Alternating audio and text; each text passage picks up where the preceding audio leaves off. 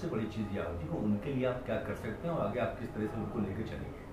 तो हमारे लिए सबसे अहम बात ये थी कि चौधरी महबूब अली कैसर, इनके साथ बहैसियत मेंबर हज कमेटी ऑफ इंडिया मैंने तकरीबन 1.5-2 साल गुजारे हैं और मुझे पता है कि किस व्यक्ति और कैसे इंसान है। और शायद यही एक वजह थी जो हज कमेटी ऑफ इंडिया में उन्होंने बहुत सी रिफॉर्म की। हम लोगों ने जिन जिन चीज़ों को कोशिश की उसको उन्होंने पूरी मुमकिन कोशिश की कि हमको पूरा ताउन मिला और उसको अप्रूव किया जो है कमेटी ने। मिनिस्ट्री ने भी उसको जो है आगे जो है इम्प्लीमेंट करने की कोशिश की। तो एक अच्छा तालमेल था और वहाँ से मुझे एहसास हुआ कि एक बेहतर आदमी के साथ हम हैं जो हमारा चेयरमैन, उस पर हमें फख्र है।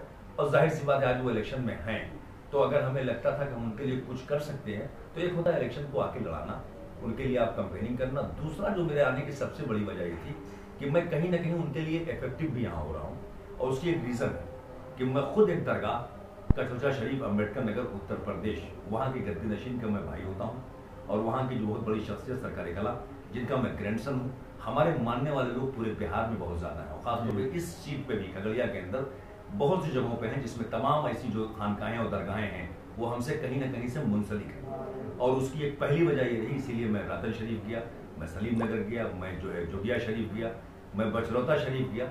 और जाने के बाद चूंकि हमारा एक खानकाही ताल्लुक है, वे अपना इज्जत और मोहब्बत से वो मिले और मैंने उनसे यही कहा है कि आप एक ऐसे आदमी को दोबारा वापस लेने जा रहे हैं, अगर कहीं भी कोई चीज़ आपको महसूस होती है तो समझिए कैसर अली साहब की जमानत लेने के लिए मैं तैयार हूँ। तो क्या लग रहा है सर कि इस खगड़िया लोकसभा के जो अल्पसंख्यक है आपके आह्वान पर एनडीए को वोट करें? अल्पसंख्यक तो मुझे वरीड होता कि जब मुझे लगता, मैं तो देख रहा हूँ कि पूरी कॉन्स्टिट्यूंसी मैंने रैंडम लोगों से बात किया है और बगैर किसी कॉस्ट बगैर नाम पूछे मैंने पूछा आप क्या सोच रहे हैं इलेक्शन में, तो स्टेट वो बोलता है कि महबूब चौधरी जो है महबूब कैसर।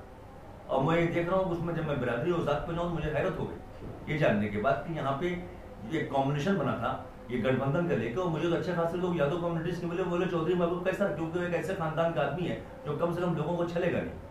तो ये पब्लिक रिमार्क जो है बहुत अहम है क्योंकि आज के डेट में एक परसेप्शन है कि आप जो है जब बन जाते हो पैसे खर्च करते हैं तो बाद में आपकी कोशिश होती है कि उसको कहाँ से हम रिकवर करें, तो कमीशन इसकी उसकी हर तरह की चीज होती है। अगर पब्लिक इमेज इनकी ये है कि साहब इनको बनाने का मतलब है कम से कम हमें कोई नहीं ठगेगा, तो ये इससे बेहतर कोई बात नहीं हो सकती। तो मैं मुस्लिम की तो बात ही बाद में करूंगा, मैं तो देख रहा हूँ पूरे कम्युनिटी के लोग जो भी यहाँ पे हैं बगैर किसी जात मजहब के इनके साथ खड़े हैं और आने को तैयार हो। मुझे उम्मीद है कि इलेक्शन को ये ऑन करेंगे। भाजपा का अल्पसंख्यक विरोध कहाँ तक इसमें आपको लग रहा है कि भाजपा का जो अल्पसंख्यक विरोध है वो यहाँ प्रभावी होगा?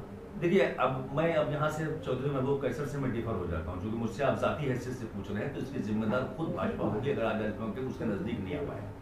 उनको मौका मिला था 5 साल का और उनको चाहिए था कि अपने नजदीक और लाते, जबकि जो स्कीमें हैं जब सबका साथ सबके विकास की बात होती है तो ग्राउंड पे हर चीज सबके साथ पहुंचती है, लेकिन उनका कॉन्फिडेंस लेवल आपको बढ़ाना था।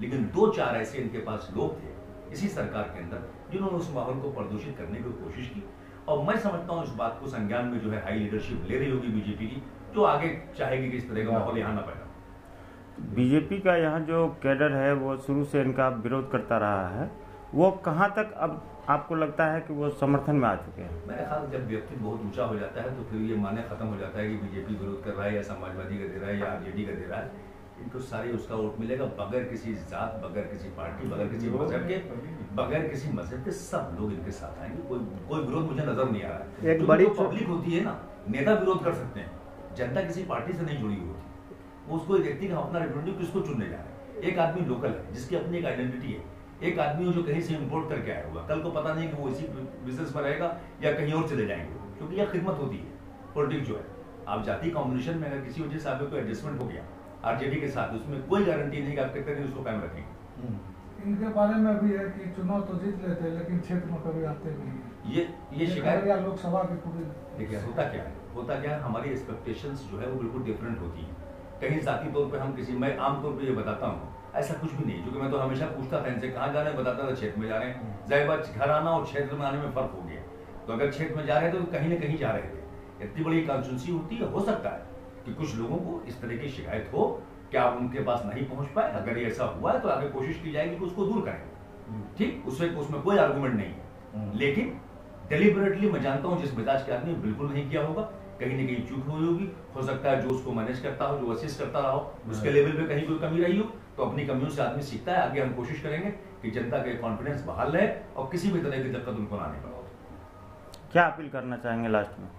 बिल्कुल मेरी अपील यहाँ से है कि एक बेहतर आदमी इनको दोबारा आप मौका दीजिए और थोड़ी बहुत कोई भी चीज़ अगर आपको महसूस हो रही है, जैसे भाई ने भी एक सवाल पूछा, तो हम कोशिश करेंगे कि आइंदा जो है इस तरह की शिकायत बिल्कुल ना पैदा होने पाए। खुद मैं चौधरी साहब से ये कहूंगा कि आइंदा आप इसको कैसे लेके चलेंगे, ये आपकी जिम्मेदारी बनती है, क्योंकि जिन जगहों पे मैं गया हूँ, नेचुरल बात है, मैंने भी उस बात की गारंटी ली है, तो मैं चाहूंगा कि आगे वो चीज़ें दूर हों।